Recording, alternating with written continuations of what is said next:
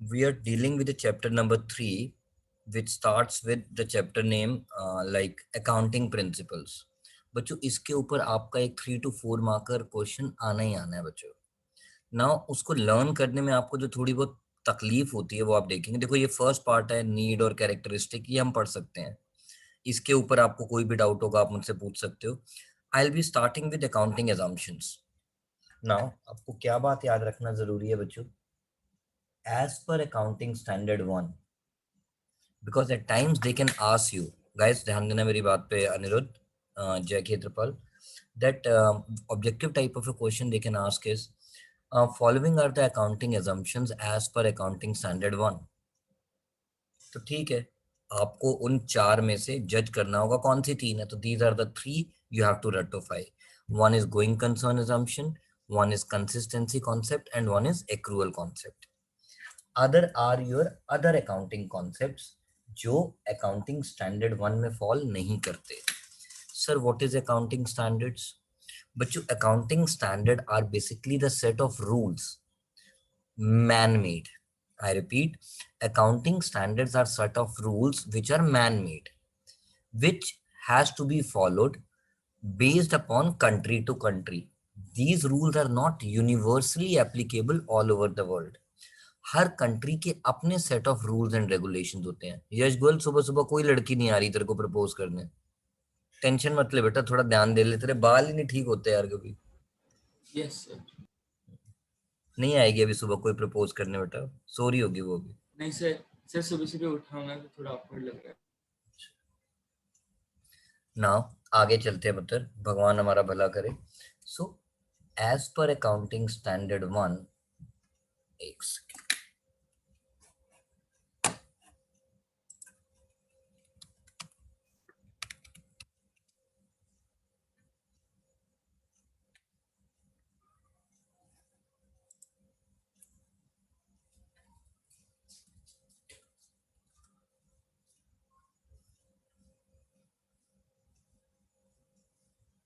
Yes बच्चा party, as per accounting standard 1 हमारे 3 कौन कौन से अकाउंटिंग प्रिंसिपल्स हैं? Going concern, consistency and accrual concept.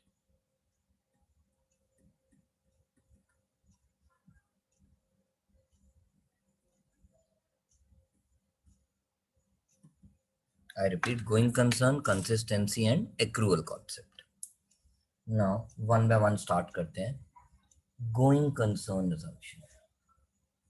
Now, अगर आप लोग याद करो, मैं आपको जब प्रैक्टिकल क्वेश्चंस भी करा रहा था, उसके अंदर मैंने आपको इनडायरेक्टली गोइंग कंसर्न के बारे में बात किया था.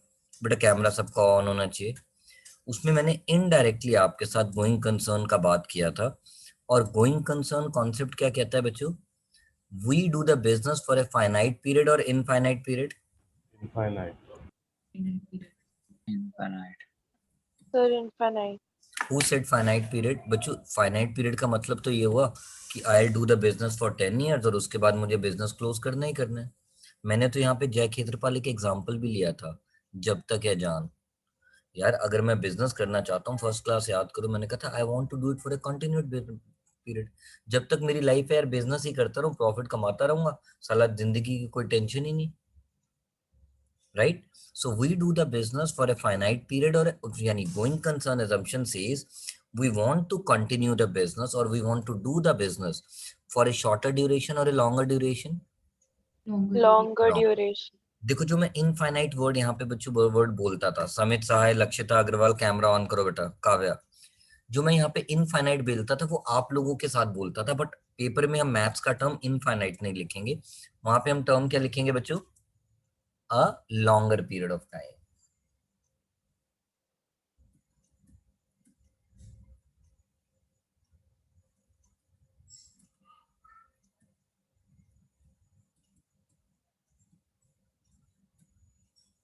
मैं आपके साथ कीवर्ड लिखूंगा जिससे आपको याद करना आसान हो जाए.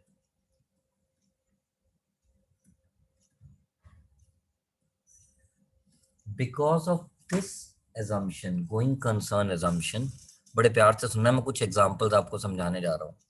इसी assumption की वजह से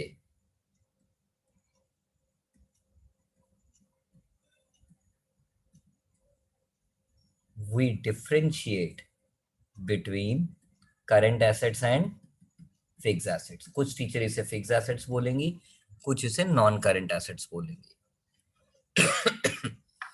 We differentiate between current asset and sir non current asset. हाँ जी बेटा. सर आप कुछ लिख रहे हो? Oh, I'm so sorry. We differentiate between current asset and non current asset. Simar, yes sir. because of this principle only बच्चों, we talk about, for example, we talk about machine and we say, let's say we purchase the machine with a life of 10 years. 10 years. Let's say the cost of machine is rupees 1 lakh. So you say, ये मैं lemon sense में लिख रहा हूँ, बाद में accounting word भी लिख दूंगा. I will be using rupees 10,000 value of machine every year. Right मेरा बेटा? Yes sir.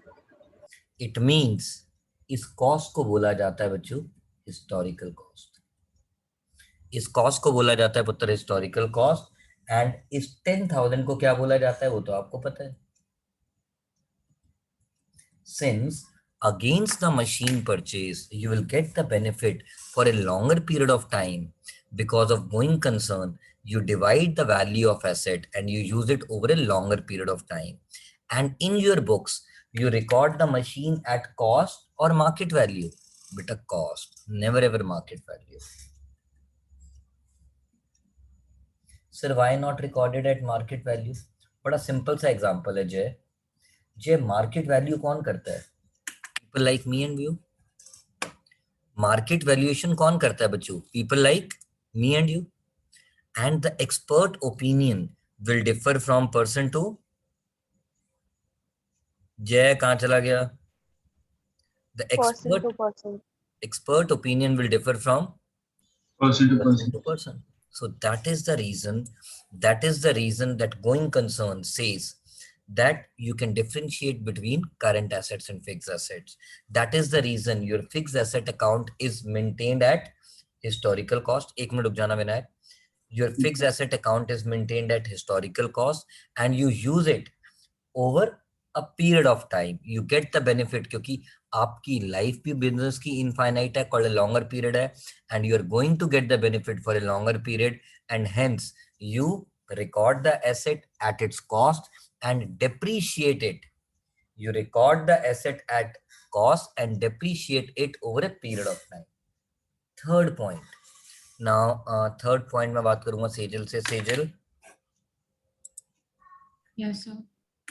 Now, third point की सेजल जब मैं बात करूंगा बेटा यहाँ पे, कैन आई से सेजल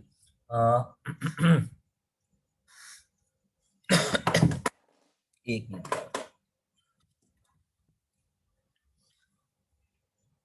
थर्ड पॉइंट में I just right a term prepaid expense. Generally हमने स्टार्टिंग में जब आपको पहले दिन पढ़ाया था, लिखवाया क्या था उसको भूल जाना बेटा. जब हमने पहले दिन आपको पढ़ाया था तो हमने उस पे क्या लिखा था? Assets means anything which can be converted into money. Anything which can be converted into money. Now, prepaid expense never get converted into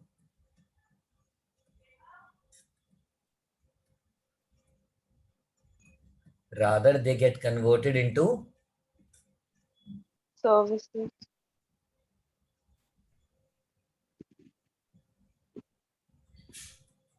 and that is the reason, since we will get the benefit in future, we treat them as assets and show them in the balance sheet.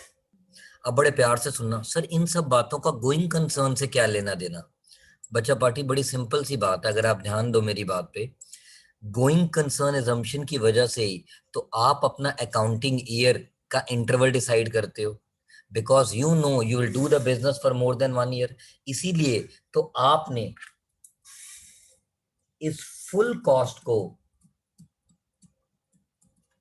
Expense treat, बोलो ना बेटा, नहीं किया।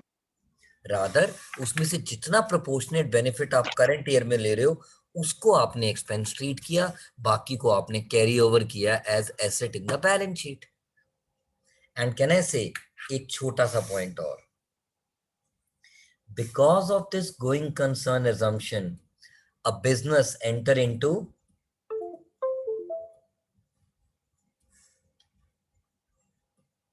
एक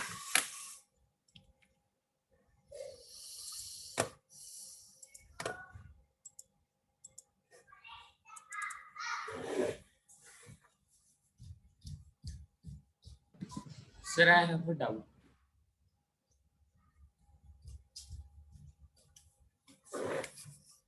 yes बच्चों, business enters into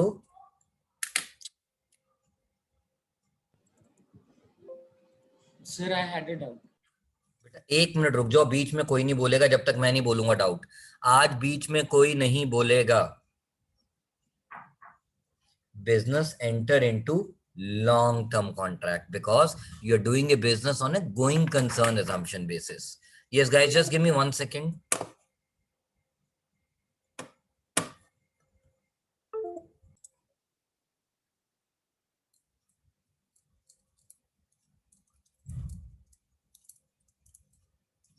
Now second principle की हम बात करेंगे consistency. Now before I explain this term, बड़ा easy term है बच्चा party, this term is very easy। मुझे बस एक छोटी सी बात अपने बच्चों को बतानी है। जब हम कंसिस्टेंसी की बात करते हैं यहाँ पे, यार मैं पहले आप लोगों से पूछता हूँ, आपके मम्मी पापा बड़ा प्राउड होके बोलते हैं at times, my daughter is consistent throughout her life. First standard से लेके 12th स्टैंडर्ड आ गया, इसने कभी भी 90% से कम मार्क्स नहीं लिए। Am I right or wrong? I am just taking an example. She never scored less than 90%। Then we, जरूरी नहीं है पढ़ाई का एग्जाम्पल लेना है बच्चों, we can take another example like Jay mom says, my son is, I'm proud of my son. Why? He is so disciplined that I don't have to tell him what to do and what not to do. So can I say this is called consistency? ये नहीं कि आज बदतमीजी कर रहा है, कल अच्छा हो गया, फिर बुरा हो गया, कल अच्छा हो गया। It is like, पहले आप अच्छा कर रहे थे, फिर बुरा करना शुरू हो गए, फिर अच्छा। So that is not called consistency. Consistency is what you are doing year after year on a non-stop basis. I take another example. For example, I can say, let's say Vinayak's father has decided that he will go to Vaishno Devi every year and he is doing it from last 20 years. So can I call it as an example of consistency? So before we start but you accounting terms consistency, I just wanted to explain what do we mean by the term consistency. So we got the term consistency, that it means, so now before I go further, मैंने कहा बच्चों accounts में we have a set of rules and regulations, so we need to follow those rules on consistent basis. I repeat, we need to follow those rules, जिसको आप क्या बोल देते हैं बच्चों, accounting principles and method.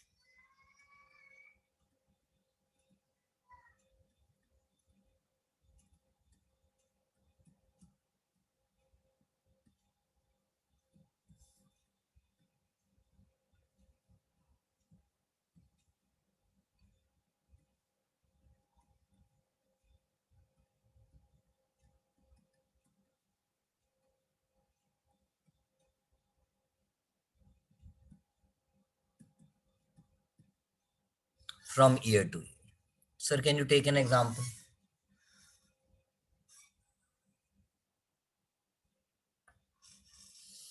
And why it needs to be done, वो भी बताऊंगा.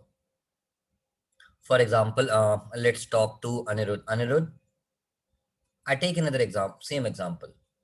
Original cost of the asset is 1 lakh. 100,000. मेरी बारी बच्चों, मेरी बारी यार. Depreciation is 10% SLM method. Sir, what is that? क्योंकि ये टर्म यूज होगा जब आप थ्योरी पढ़ोगे, तो मुझे उसके बारे में थोड़ा सा बताने की जरूरत है. SLM कॉल्ड बच्चों, इसके बहुत सारे नाम है, आने वाले टाइम में बताऊंगा, but to begin with today for the theory point of view we can say straight line method.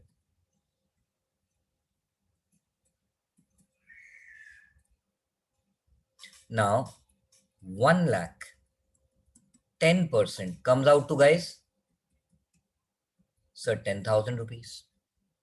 It means whether it is year 1 or it is year 2 or it is year 3 or it is year la la la la la la la, every year you will be charging how much depreciation? 10,000. Thank you मेरा बेटा. Now I will speak to सिमर. सिमर सिर्फ सुनेगी, जवाब मैं दूंगा बेटा. मैंने आपको एक कॉन्सेप्ट सिखाया था, book value, which says original cost minus accumulated depreciation. मैंने आपको एक कॉन्सेप्ट सिखाया था, बुक वैल्यू. बुक वैल्यू का मतलब होता है कि how much value is left over. You can also call it as, my dear friends, reduced value. You can also call it as reduced value. Now, this is the depreciation, and now we are going to write reduced value, which is also called book value.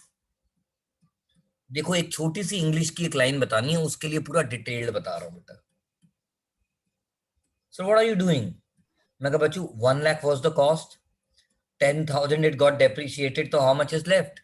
90. Then it again got depreciated by 10. How much is left? How much is left? How much is left? And so on. So far so good, Ayushi Singh? Yes, sir. Now take another example. इस method को मैं अपनी भाषा में पता है क्या कहता हूं बच्चों? सर उठा के जियो. सर समझ नहीं आया इसका मतलब.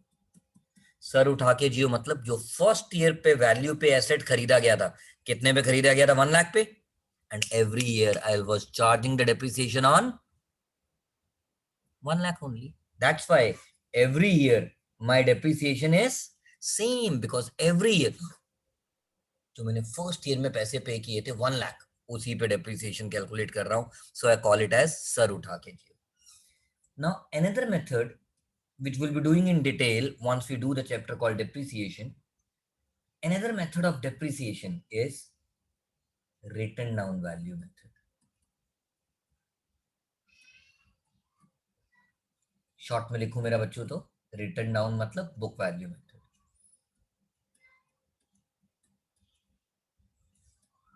Or you can also call it as reduced value. और इसको मैं अपनी भाषा में क्या बोलता हूं? सर झुका के जियो. You guys must have seen, घर पे जब कई बार, देखो इस मेथड के लिए मैं पता कैसे याद करता हूँ. यहाँ पे मैं वापस एग्जांपल विनायक का ही ले लेता हूँ. देखो अच्छा एग्जांपल भी विनायक का, गंदा एग्जांपल भी विनायक का. विनायक कई बार पापा से बहस करने लग जाता है. पापा को ऐसे आंखों में आंखें देके बोलता है, मैं नहीं कर रहा, ये नहीं कर रहा. पापा कहते हैं आंखें नीचे. बोलते हैं ना विनायक पापा, आंखें नीचे. यस विनायक? यस. ओके, तो मैं और विनायक बात करेंगे. विनायक ध्यान देना पुत्र मेरी बात पे. हमारे एसेट की ओरिजिनल कॉस्ट कितनी है? ओसी से मेरा मतलब है बच्चा party original cost. Original cost कितनी है विनायक? 1 लाख. हाँ मेरा बेटा 1 लाख. 1 लाख. आपने फर्स्ट ईयर में लेट्स से डेप्रिसिएशन किया 10%, तो that comes out to 10,000. So how much will be my son book value left? 90,000. Make sense because we are using this formula बेटा. Now, Yes. this is first year, my son. Now, second year में, when you will charge the depreciation 10%, वो 10% किस पे करोगे? 90,000. Very good. This is called sir झुका के जियो, यानी आंखें नीचे. बोलते हैं ना पापा बेटा. Yes. तो अब मेरा बेटा मुझे बता, मेरी बुक वैल्यू कितनी बची? 9,000. नहीं मेरा बेटा 81 बचेगा ना पुत्र, हाँ, sorry, 81. 90 में से फिर कितना डेप्रिसिएशन हो गया? 9. ये देखो बेटा 10 गया 90, 90 में से 10 गया 80. ना इस बार 90 में से कितना गया पुत्र? 9 गया ना मेरा बेटा. तो Yes. नेक्स्ट ईयर मैंने फटाफट से पूछ लिया ससुराल सिमर का. सिमर सर 91 नहीं होगा? हाँ मेरा बेटा. 91,000 बेटा 90 में से 9 जाएगा तो कितना बचेगा? और 90 में करेगा. क्योंकि देखो आपकी वैल्यू फर्स्ट ईयर के एंड पे ऑलरेडी कितना रिड्यूस हो चुकी थी मेरा बेटा? 90,000. तो 90 में से ही तो 9 माइनस होगा मेरा बेटा, Yes, sir. Okay. Right Simar? Yes, sir. My last question to you बेटा, now 10% मैं किस पे कैलकुलेट करूं if I am following a written down value method? Sir, 81,000. Thank you मेरा बेटा, God bless you. Now how much will be left? Simar says, sir, 81,000 got further reduced by 8,100, so we'll be left with 72,900. Now first, before I discuss this term consistency के लिए मैंने ये जो example लिया इतना बड़ा, सिर्फ 2 छोटी छोटी लाइनें याद कराने के लिए लिया, बट ये प्रैक्टिकली भी मुझे आगे हेल्प करेगा, इसलिए मैंने ले लिया. My next question goes to Lakshita. Lakshita. Yes, sir. Now Lakshita, let's talk a formula before I go further. जब हमने बचपन में पढ़ा था, बचपन मतलब 1 महीना पहले, हमने आपको इनकम का एक फॉर्मूला लिखवाया था पुत्र. Oh, yes, sir. Revenue minus expense, right? Yes, sir. Now let us assume, आपको समझाने के लिए बता रहा हूं, revenue is rupees 50,000 per annum. इधर देखो बेटा, year 1 मेरा रेवेन्यू कितना? 50,000. लेट्स से, ये एक assumption है बच्चों, कीपिंग अदर फैक्टर कांस्टेंट, जैसे इकोनॉमिक्स में भी बोलते हैं. हमने अभी डेप्रिसिएशन के अलावा और कोई एक्सपेंस किया ही नहीं और ना ही होगा, तो मेरा फर्स्ट ईयर में एक्सपेंस कितना था? 50,000. नहीं, एक्सपेंस मेरा बेटा डेप्रिसिएशन. 10,000. तो मेरा प्रॉफिट कितना आया? 40,000. आई एम फॉलोइंग, इधर देखती जाना बेटा, जल्दी मत करना, straight line method. SLM means straight line method and WDV means written down value method. And can I say even in written down value method, my first year depreciation was 10,000. 10,000, so my profit was 40,000. year 2, my revenue, let's say, is still 50. My depreciation is how much under this method? 10,000. Because under straight line method your value remains, so can I say my profit remains? Same. Now Lakshita, in the second year, how much was the depreciation under written down value method? 20,000. Depreciation मेरा बेटा second year under written down 10,000. value method बेटा written down value method कितना था depreciation? Oh, 9,000. क्या हो गया बेटा, कम से कम बोर्ड पे देख के तो गलत मत बोलो. 9,000. Kavya, Yes, sir. अब मेरा प्रॉफिट कितना आया? 4,000. नहीं, मेरा प्रॉफिट इधर Actually, देखना. 41,000. Yes, sir. So this is what I am trying to teach Anirudh. Why consistency says follow a uniform policy. यानी अगर मैं straight line method of depreciation follow कर रहा हूँ, I need to follow the same, because if we change the method of depreciation,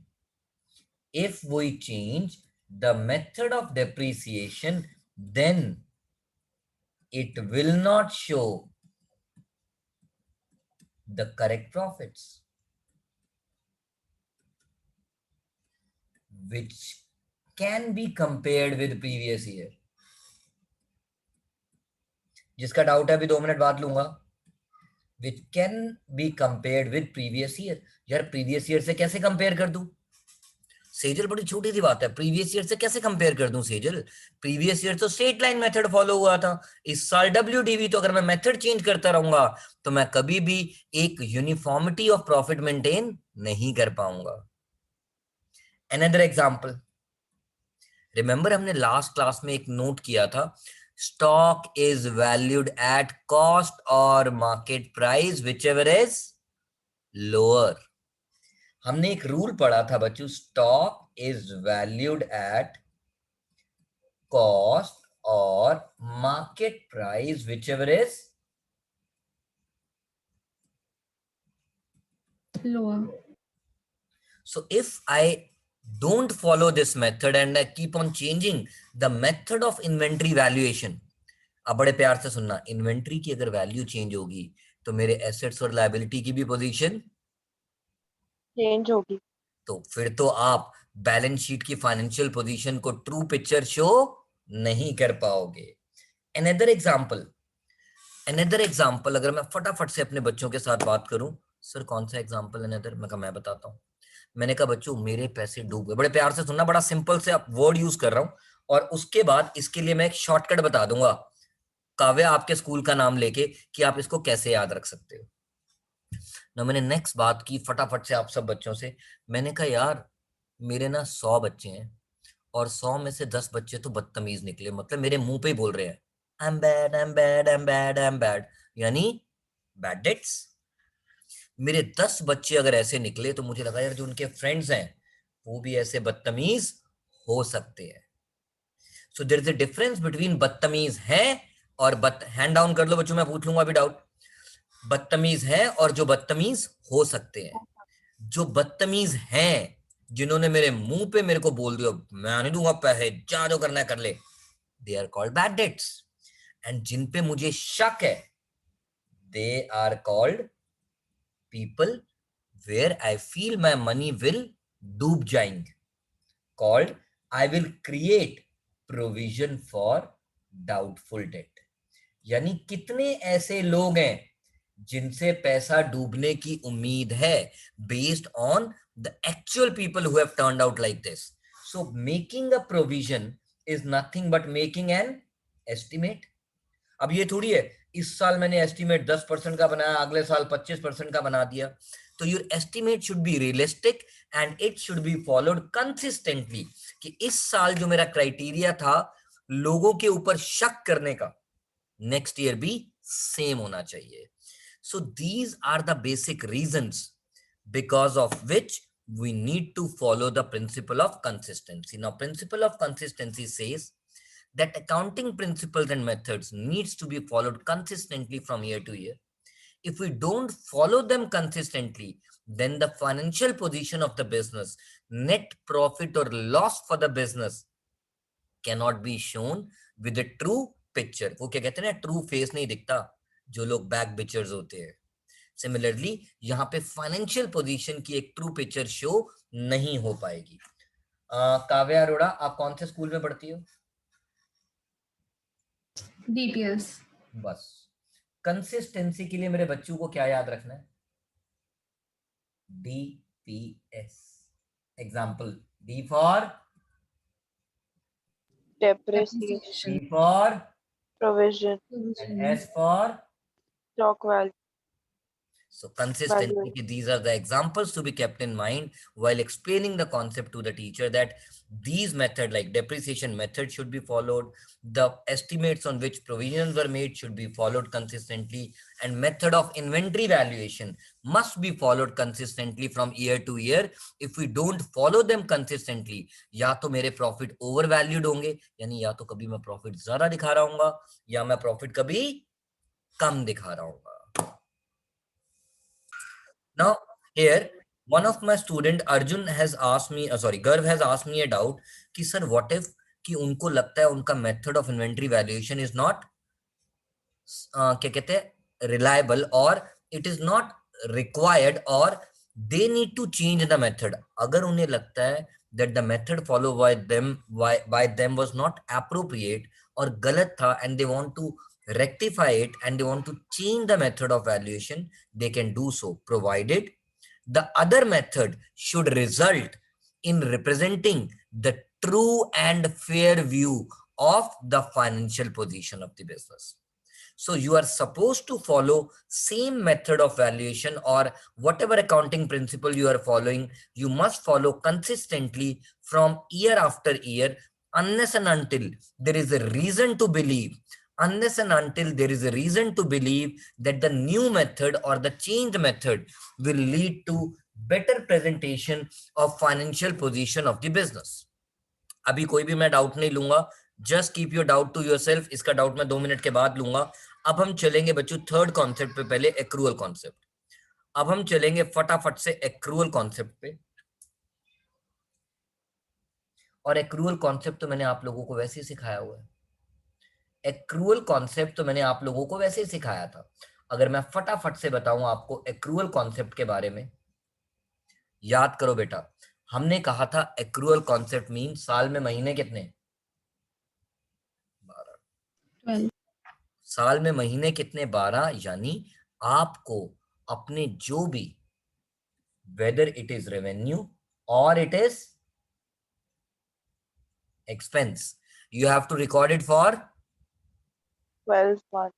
12 months.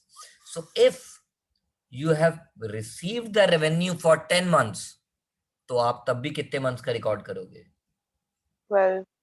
It means जो revenue receivable है, जिसको मैं हिंदी में क्या बोलता हूं बच्चा पार्टी? लेना बाकी लेना है, बाकी. आप उसे भी काउंट करोगे because that belongs to current year. Current year. अभी आप अपना हैंड रेज नीचे कर सकते हो, मुझसे बाद में डाउट पूछ लोगे बेटा। Just let me complete this concept and then I take the doubt. Now revenue receivable इसीलिए काउंट होगा। अनदर एग्जांपल अगर मैं लूं, जब मैंने आपको एक्रूअल कॉन्सेप्ट पढ़ाया था, इनडायरेक्टली पढ़ा दिया था, I have received the revenue for 15 months, but यार साल में तो महीने 12 हैं, अकाउंटिंग ईयर तो 12 महीने का होता है, तो इसका मतलब I have received 3 months in advance. तो वो जो एडवांस मैंने रिसीव किया उसको मैं अब क्या कर दूंगा? Minus, because that belongs to next year. Next year.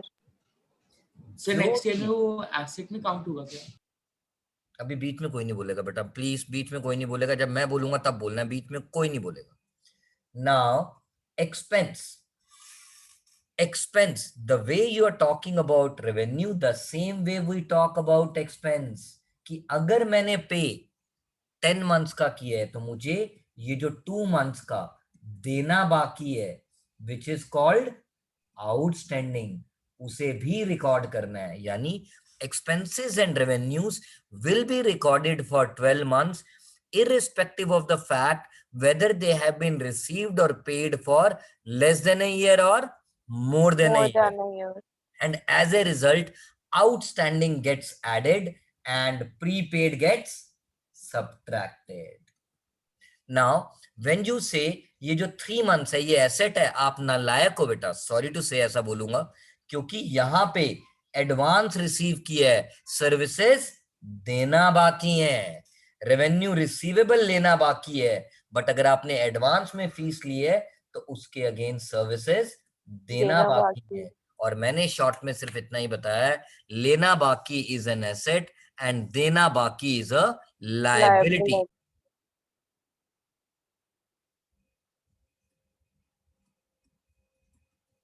Now next topic, जिससे मेरी फर्स्ट क्लास काव्य स्टार्ट होती है, जिससे मेरी फर्स्ट क्लास बेटा स्टार्ट होती है, that is business entity concept, and we also call it as, याद है मैंने ऐसे सिखाया था, let's say Kavya and Kavya jewellers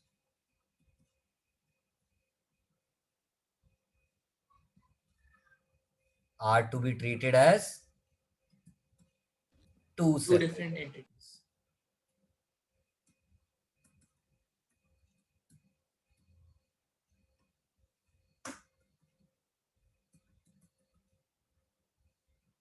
अब because of this, treating it as separate entity,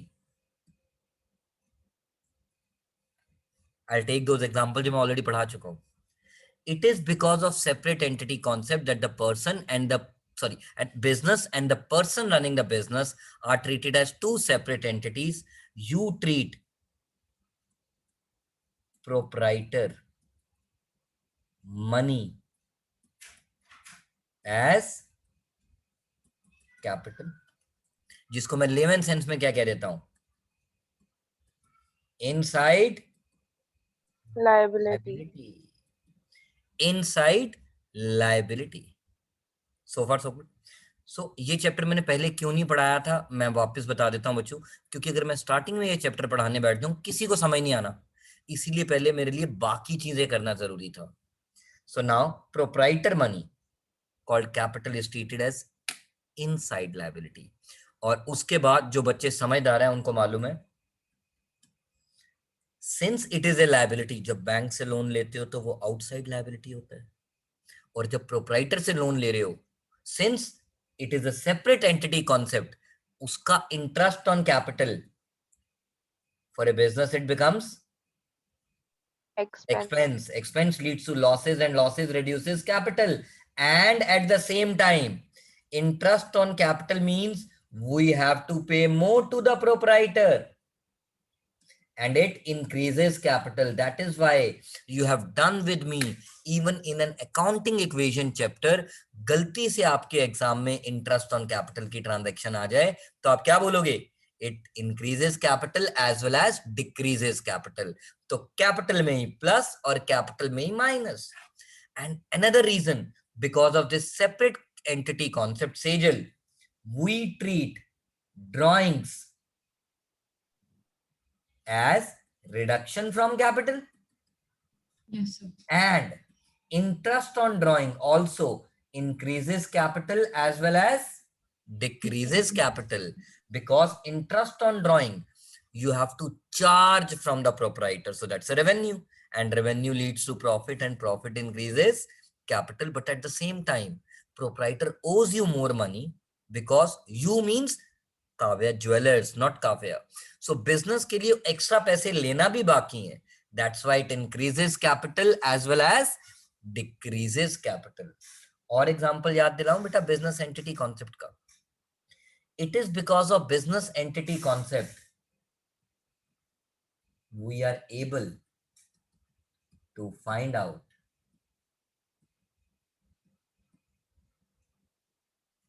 profit or losses for the business.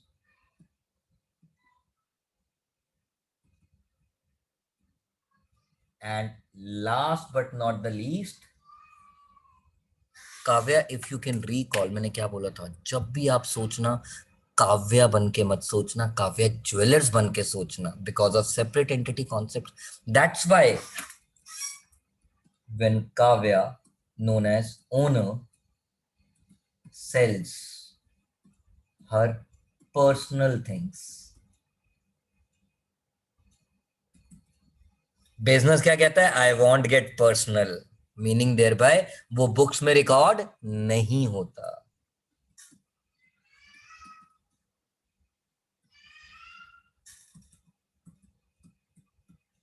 So when you sell your personal things, it has nothing to do with the business. So you ignore it. Again, the reason is business entity concept. Another thing,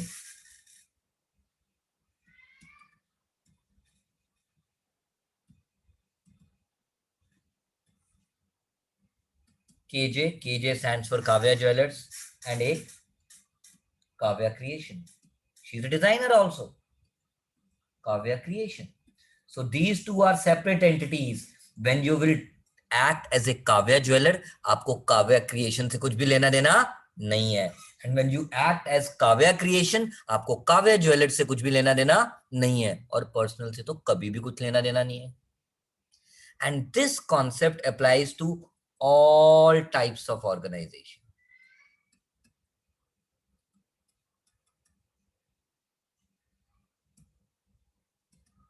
अब वो organisation all type से क्या मतलब है sir आपका?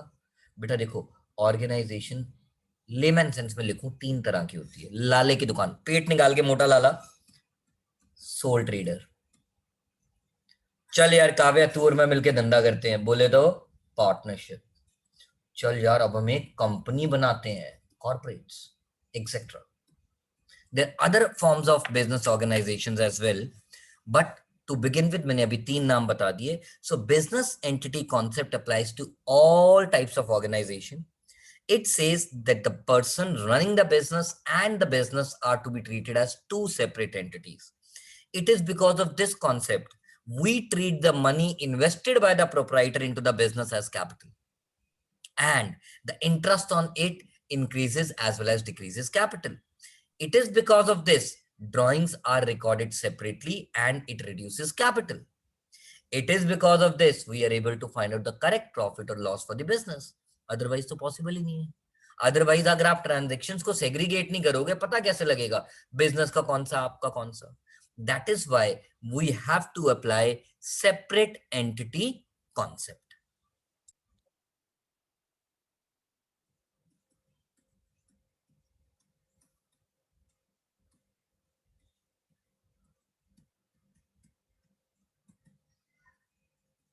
बच्चों देखो, बड़ी सिंपल सी बात, ये चीज मैं आपको इकोनॉमिक्स में भी इनडायरेक्टली पढ़ाऊंगा 12th स्टैंडर्ड में, चाहे हमारे सिलेबस में हो चाहे ना हो, बट मैं पढ़ाता जरूर हूं। मनी मेजरमेंट कॉन्सेप्ट, यानी किसी भी चीज को तोलना। मेजर करने का मतलब तोलना, पैसे। अब यहाँ पे कुछ गंदे बच्चे होते हैं, सर फिर तुम कुछ भी तोल सकते हैं पैसे में। होगा बदतमीज, मैंने बोला था ना कितनी बार गंदी बातें नहीं करनी है। तो यहाँ हम तोलने की बात उन चीजों को कर रहे हैं, तोलना मतलब मेजर करना। सर फॉर एग्जाम्पल, मैं आपको थोड़ा सा टॉपिक से डिवेट कर रहा हूँ, ये आप सब बच्चों ने हिस्ट्री, ज्योग्राफी, सिविक्स, मुझे देखो इतनी आती नहीं है, कहीं ना कहीं पढ़ रखा है। पढ़ा है आपने? Yes, हाँ या sir. ना सब बच्चे बोलना। बार्टर सिस्टम, जैसे हमारे Yes, sir. भगत सिंह साहब कहते थे, तुम मुझे खून दो मैं तुम्हें आजादी दूंगा, हम लेके रहेंगे आजादी आजादी, चलता है ना वैसे। बार्टर सिस्टम क्या था बच्चों? पुराने जमाने का थोड़ा सा बता रहा हूँ। मोची जूते बनाता था और किसान किडनी बीन्स, किडनी नहीं मतलब आपकी किडनी नहीं, किडनी बीन्स राजमा को कहते हैं भाई, किडनी बीन्स पैदा करता था। तो खेत में काम करने वाला किसान कहता था, भाई देख मैं इस साल खेती करूंगा, मेरे होंगे राजमा, बोले तो किडनी बीन्स, मैं तेरे को किडनी बीन्स दे दूंगा, तू मुझे जूते बना के दे दियो। That is known as barter system, called exchange of goods for goods, exchange of goods for goods. So when you say exchange of goods for goods, that is known as barter system. But हुआ क्या था यार, बड़ी problems आ रही थी barter system में। Sir क्या problem आ रही थी? प्रॉब्लम ये होती थी, वो कहता था मैं कितना सारा राजमा दूं, तू तो मेरे को 2 जूते बना के दे रहा है, तू तो मुझे 2 जूते मार, अरे मार थोड़ी रहा, दे रहा है तेरे को यार। तो यार प्रॉब्लम ये आई, उसकी वजह से क्या हुआ, बड़ी सारी और दिक्कतें आई, बार्टर सिस्टम बंद करना पड़ा। And what came into existence? Money came into existence. Now money के आने से क्या हुआ, बड़ा इजी, आपके साथ एक बड़ा सिंपल सा एग्जांपल लूंगा। 1 kg rice let's say is equal to ₹100, basmati rice है महंगे वाले। 1 kg sugar is equal to ₹50, अरे मवाना किया अच्छी वाली। अब इस बेसिस पे क्या मुझे कोई बच्चा मैथ्स करके बता सकता है कि how many kg of sugar is equal to how many kg of rice? अब आप बच्चे जवाब दे सकते हो। अरे कोई तो दे दो यार, इतना मैथ्स तो आता होगा। Sir, 2 kgs of sugar is equal to 1 kg of rice. देखो फिर तुम कहती हो तुम्हें मैथ्स नहीं आता, झूठ बोलती हो।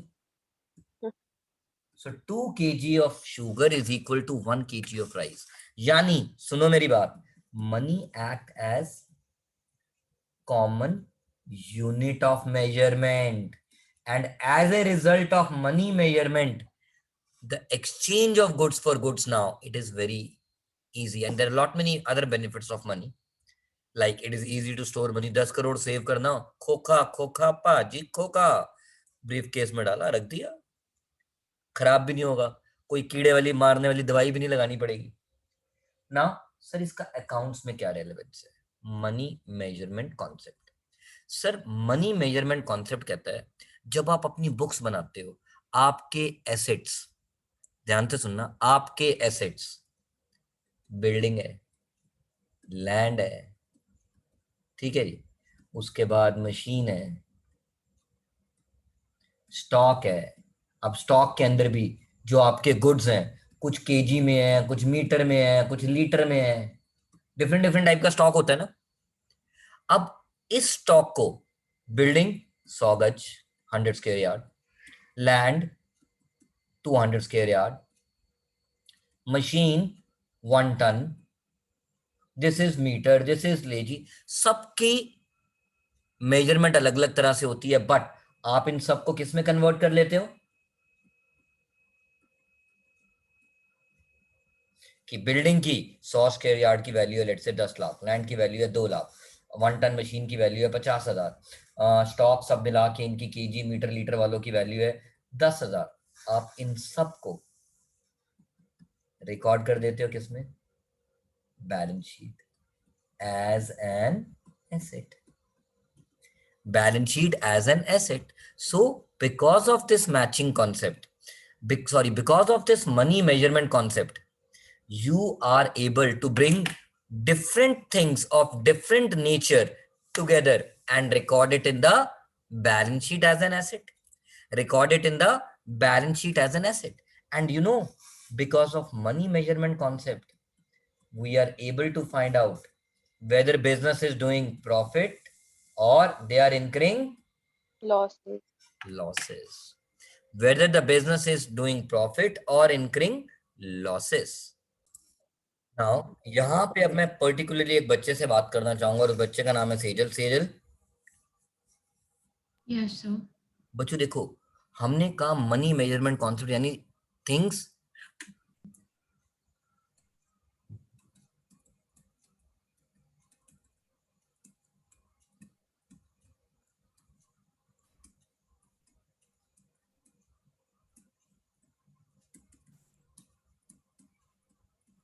यानी जो चीजें मनी में मेजर नहीं हो सकती वो रिकॉर्ड नहीं होंगी। अब जैसे मैं आपके साथ बात करता हूँ, एक फर्म के अंदर दो पार्टनर्स हैं। बड़े प्यार से सुनना, ये आपकी बुक में एग्जांपल नहीं लिखा, मैं जान के डिफरेंट एग्जांपल ले रहा हूँ, बुक वाला भी लूंगा। एक फर्म में दो पार्टनर है, दोनों में लड़ाई होगी, कुत्ते बिल्ली वाली लड़ाई, समझ गई ना? कुत्ते बिल्ली वाली लड़ाई। एक दूसरे का खून निकाल दिया, सर फाड़ दिया।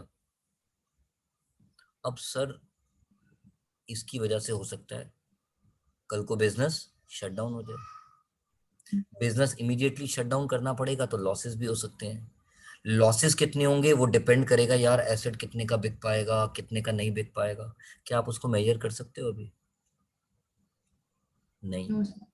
क्योंकि ये सब फाइट की वजह से अराइज हो रहा है। तो फाइट की वजह से जो वैल्यूज आएंगी, क्या आप उसको रिकॉर्ड कर सकते हो? नहीं कर सकते, because that is uncertain. Similarly quarrel और फाइट, देसी स्टाइल में लिखें, fight between production manager and sales manager, क्या उस फाइट को रिकॉर्ड कर सकते हो? नहीं सर, फाइट की वजह से हमें क्या नुकसान होगा? बेटा फाइट की वजह से अगर उसने स्ट्राइक करा दी प्रोडक्शन मैनेजर ने, हमारी तो प्रोडक्शन बंद तो रेवेन्यू बंद तो लॉस, उसको मेजर कैसे करूं? Can you measure it? No. So that is why we say under money measurement concept, only those things which can be recorded in money terms can be recorded, and hence the things which cannot be measured in money terms cannot be recorded. I took two examples: fight between the partners or fight between the production manager and sales manager. And it is because of money measurement concept we are able to bring things of the different unit of measurement under one roof and record them as assets or liabilities. So all about money measurement concept.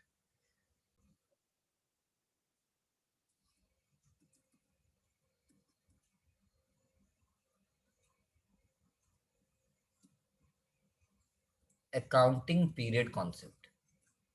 Now accounting period concept start करने से पहले मैं आपको लेके चलता हूं आज के एक छोटे से टॉपिक पे।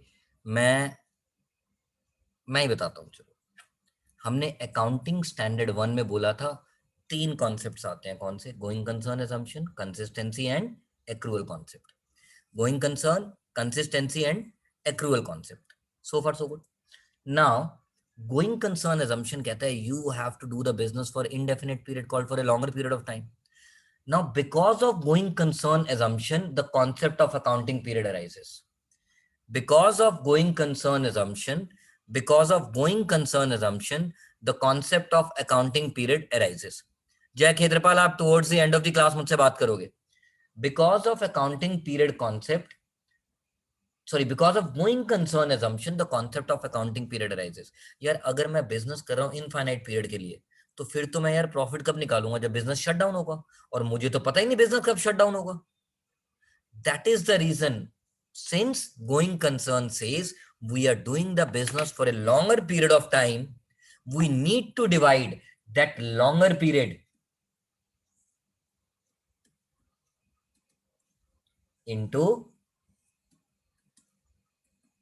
intervals, time intervals.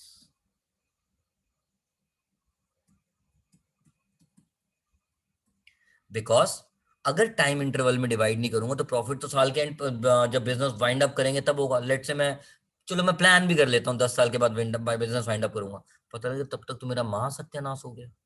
So I want to know at a regular interval of time ki whether I'm doing good for bad, so that I can take the decision for future. So based on that, time interval concept arises and which gives rise to the concept of accounting period. और मेरे सब बच्चों को पता है, मेरी पहली class में मैंने सिखाया था, generally 12 months period is adopted as accounting period. 12 months period is adopted as accounting period. January to December is called calendar year. Calendar year. India में फॉलो ही नहीं होता, आप अपने लिए जो मर्जी करते रहे। अप्रैल टू मार्च होता है, मतलब कुछ लोग फॉलो कर लेते हैं। April to March Financial year. Is called financial year. और सच्ची बात बताऊं मेरा बेटा सब बच्चों को, इनकम टैक्स एक्ट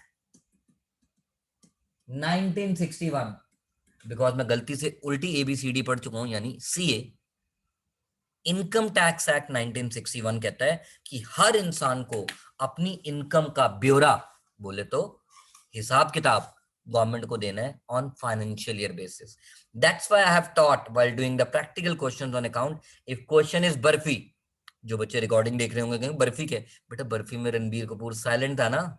तो if question is silent, which accounting year to follow? Financial year. Financial, क्योंकि इनकम टैक्स भी वही कहता है, मुझे दो बुक्स मेंटेन करने की जरूरत नहीं पड़ेगी।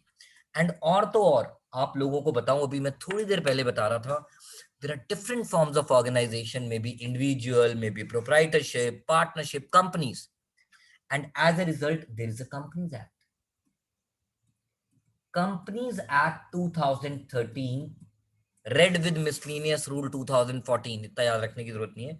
कंपनीज एक्ट कहता है जिस कंपनी के शेयर्स स्टॉक एक्सचेंज में लिस्टेड होते हैं, जिस कंपनी के शेयर्स स्टॉक एक्सचेंज में लिस्टेड होते हैं, उसे क्वार्टरली बेसिस पे अपना रिजल्ट डिक्लेयर करना है। क्वार्टरली मींस 3 months बेसिस पे अपना रिकॉर्ड डिक्लेयर करना है। That is all about accounting period concept. So accounting period concept says, since the going concern assumption assumes that we do the business for a longer period of time, and if we have to calculate the profit and if we'll wait for the business to wind up, तो यार तब तक तो बहुत देर हो चुकी होगी। So that's why the concept of time interval comes, and hence 12 months was generally adopted as accounting period. It can be calendar year, it can be financial year, but Income Tax Act says follow financial year as your accounting year to declare the profits or the incomes earned by the people or the organization in different capacities. And for the companies whose shares are listed in the stock exchange, for the companies whose shares are listed in the stock exchange needs to declare their financial position or interim position on quarterly basis.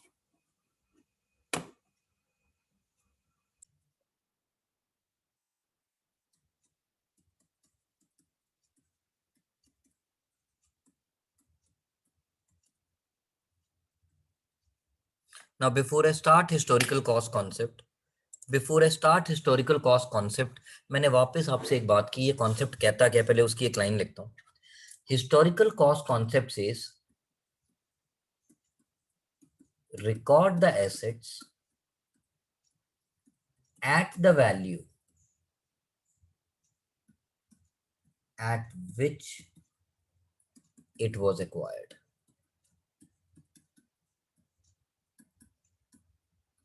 Before I go further, historical cost concept says record the asset at the value at which it was acquired. But that does not mean कि उसी value पे बार बार दिखाता रहूंगा। मैंने 1 lakh rupees का asset खरीदा, 10,000 की depreciation हो गई, तो नेक्स्ट ईयर वैल्यू कितनी बची? 90। फिर उसके नेक्स्ट ईयर में 10,000 डिप्रिसिएशन हो गया, तो वैल्यू कितना बचा? 80। बट ये जो आपकी वैल्यू है इसको भी हिस्टोरिकल कॉस्ट का ही पार्ट कहते हैं, क्योंकि ओरिजिनली तो आपने उसको किस वैल्यू पे रिकॉर्ड किया, the value eight which it was acquired. Sir उस वैल्यू पे क्यों रिकॉर्ड किया? मैंने कहा बच्चों क्योंकि इस वैल्यू को वेरीफाई कर सकते हैं। सर वेरीफाई कर सकते हैं मतलब? बेटा जब आप गुड्स खरीदते हो तो आपको क्या मिलता है? बिल। तो आपने 1 लाख का एसेट खरीदा, उसमें कोई चोरी चकारी नहीं की, लीगल ट्रांजैक्शन की बात कर रहे हैं, ये ब्लैक मार्केटिंग वाले और ब्लैक मनी वाले लोगों की बात नहीं कर रहे। बिल मिला, आपके पास प्रूफ है कि आपने एसेट 1 लाख का खरीदा था, इसीलिए आपने उसको बुक्स पे भी रिकॉर्ड कितने का किया है? 1 लाख का। सर मार्केट वैल्यू पे क्यों नहीं रिकॉर्ड कर रहे, which is also known as current value? Market value पे क्यों नहीं रिकॉर्ड कर रहे called current value? There are lot many reasons. I'll discuss few of them.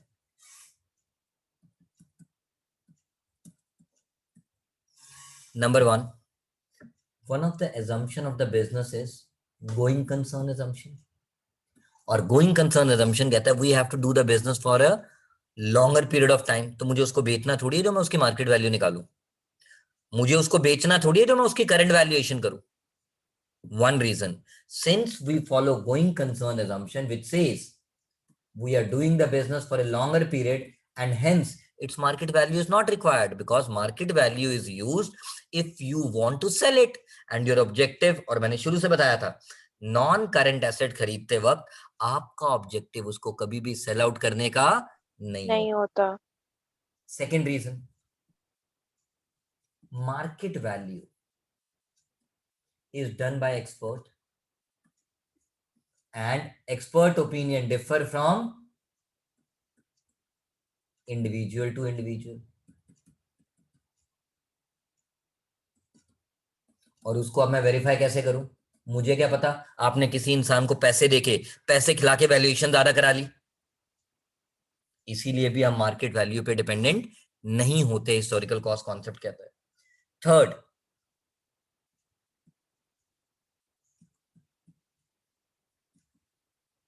market value keeps on changing. Since market value keeps on changing, तो क्या कहते हैं ना, डॉन को पकड़ना मुश्किल ही नहीं नामुमकिन है. Similarly, different to keep record and change record accordingly.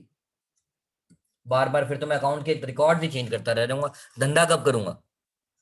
These are the few reasons which says that we have to record the historical cost of the assets, yani the value at which these assets were purchased and not at the value at which they are currently measured or their market value.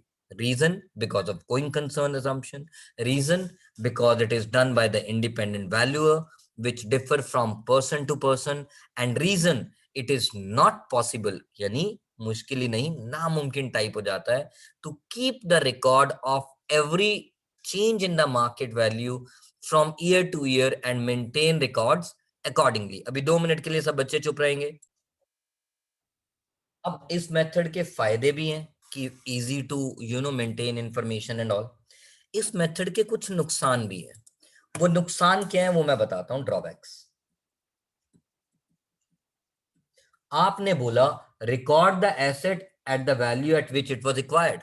It means अगर आपने कुछ acquire किया for which nothing is paid, you cannot record. You cannot record those transactions for which nothing was paid. So that is the drawback. क्योंकि यार आपके पास है, वो आपको बेनिफिट भी दे रहा है, बट आप उसे बुक्स में रिकॉर्ड नहीं कर सकते. क्यों? क्योंकि आपने उसके लिए कुछ पे नहीं किया. Sir can you take an example? मैंने कहा मुदिल मेरे पास बेस्ट एग्जांपल है बेटा. मुदिल मेरे पास बेस्ट एग्जांपल है, और वो बेस्ट एग्जांपल क्या है पुत्र? मैंने कहा एक एम्प्लॉय मेरा ईमानदार है, उसकी ईमानदारी की वजह से मैं 1 महीने के लिए छुट्टी पे गया और सारी दुकान उसके भरोसे चढ़ गया, मेरा काम भी चलता रहा, प्रॉफिट भी होता रहा, बिजनेस को कोई इफेक्ट भी नहीं हुआ. बट क्या उसकी मैं इस इमेज को रिकॉर्ड कर सकता हूं? नहीं, because nothing was paid for it. Sir जो उसको पैसे दे रहे बेटा, वो तो उसको सैलरी के दे रहा हूं ना, उसकी इस ईमानदारी की वजह से जो मैं डिसीजन ले पाया, मैं उसको तो रिकॉर्ड नहीं कर सकता। सेकंड एग्जांपल, अब इस कॉन्सेप्ट को बताने के लिए मैं आपको बताना चाहूंगा, गिरी गिरी गिरी गिरी बिजली गिरी, गाना है एक हिंदी पिक्चर का, उसमें ऐसा वो लाइन बोलता है, गिरी गिरी गिरी गिरी बिजली गिरी। तो इन्फ्लेशन इज जस्ट लाइक बिजली गिरना, मतलब भूकंप भूकंप पता नहीं, अर्थक्वेक आ गया, दिमाग पागल हो जाता है। आज की डेट में पेंडेमिक के बाद ये हाल हो रखा है, 100 रुपए वाली चीज 150 रुपए की हो गई है। अब इन्फ्लेशन हो रहा है, तो इन्फ्लेशन की वजह से चीजें कुछ अंडर वैल्यू हो रही हैं और कुछ ओवर वैल्यू हो रही है। तो मेरा ये सवाल है, जब इन्फ्लेशन होगा क्या आप करेक्ट और ट्रू प्रॉफिट कैलकुलेट कर पाओगे? नहीं कर पाओगे। इन्फ्लेशन का मतलब क्या है? Rising prices. इन्फ्लेशन का मतलब क्या है? Rising prices. मैं आपके साथ एक छोटा सा एग्जांपल लेता हूं बेटा, प्लीज अपने मन में सोचना, और 1 मिनट के बाद किसी एक बच्चे से पूछूंगा और वो मैं रिकॉर्ड भी करूंगा। इन्फ्लेशन का मतलब है राइजिंग प्राइसेस। बेटा आपकी कॉस्ट ऑफ प्रोडक्शन तो बढ़ती जा रही है, क्या आप सेलिंग प्राइस बढ़ा पा रहे हो? I doubt. Not all, I won't say everyone is not able to, but I'll say most of them cannot. तो because of rising prices, inflation, businessmen कैसे अफेक्ट होता है, सोच के रखेंगे, आपके पास है 1 minute. Alright, so my question goes to Simran. Simran, will the business be able to show the true position या true face? Sir, no. No. अब मैं उसका रीजन बताता हूं, ध्यान देना बेटा। राइजिंग प्राइजेस की वजह से, सुनते जाना, आपका लेट से कॉस्ट प्राइस बढ़ रहा है, सेलिंग प्राइस भी फॉर द टाइम बिंग बढ़ रहा है, बट इस कॉस्ट प्राइस में डेप्रीसिएशन तो कौन से मेथड पे आ रही है? स्ट्रेट लाइन या डब्ल्यूडीवी पे। स्ट्रेट लाइन या WDV method is nothing but historical cost पे तो आ रहा है। यानी मशीन की आज, मैं बड़ा सिंपल एग्जांपल लेता हूं, होंडा सिटी पहले 8 लाख की आती थी और वहीं आज 12 लाख रुपए की आती है। तो पहले अगर 80,000 रुपए डेप्रीसिएशन था, तो आज 1,20,000 रुपए डेप्रीसिएशन है। बट हम तो हिस्टोरिकल कॉस्ट फॉलो कर रहे हैं, हम तो अभी भी डेप्रीसिएशन 80 लगा रहे हैं, जबकि selling prices, revenues have changed, तो आपकी ट्रू फाइनेंशियल पोजीशन नहीं दिख पाती। Third point, information may not be useful to the management. Sir why? यार मैनेजमेंट को भी यूजफुल नहीं होगी, इन्वेस्टर को भी नहीं होगी। सर क्यों? यार आप हिस्टोरिकल कॉस्ट पे ले रहे हो, उसको तो आज के करंट मार्केट वैल्यूएशन से मतलब है ना, उसको बाबा आदम की वैल्यू से क्या लेना देना। So information may not be useful to the user of this information, for example management, investor, creditor, etcetera. So all about historic, ये मैंने पॉइंट गलत जगह पे लिख दिया, सही जगह पे लिख दिया, सही जगह पे लिख दिया। ऑलराइट, अब किसी को डाउट है तो आप पूछ सकते हो।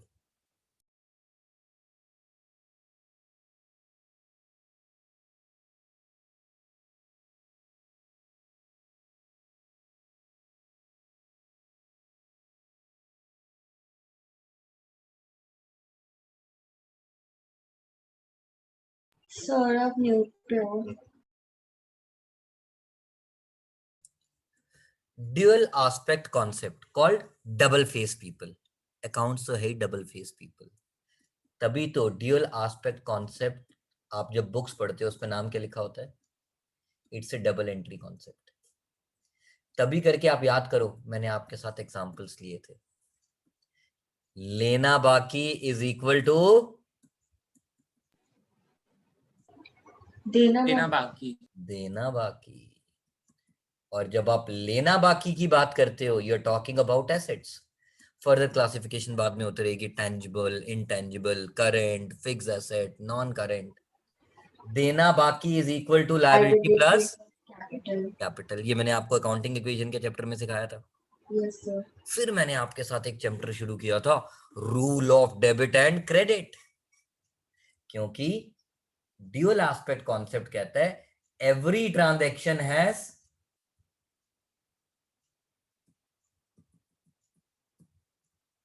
To effects. एक अगर डेबिट है तो दूसरा क्रेडिट। ओके, अब जब आप कहते हो every transaction has dual aspect, dual effect का मतलब बड़े प्यार से सुनना, it can be increase in asset as well as increase in liability. It can be increase in asset as well as increase in capital. ये मैं करा चुका हूँ अकाउंटिंग इक्वेशन में. It can be increase in asset and decrease in asset. हो तो गए दो इफेक्ट. जरूरी थोड़ा है दोनों तरफ होंगे. It can be on both the sides or it can be on one side by making increase in one asset and decrease in other kind of asset. अब मैं आज का टॉपिक खत्म करने से पहले अपने बच्चों से चाहता हूं सिर्फ raise your hands who will answer और give me a transaction which will lead to increase in asset and decrease in asset but not affecting my liability and capital. Think. I'll ask Garv. Sir, purchase of goods in cash. Very good.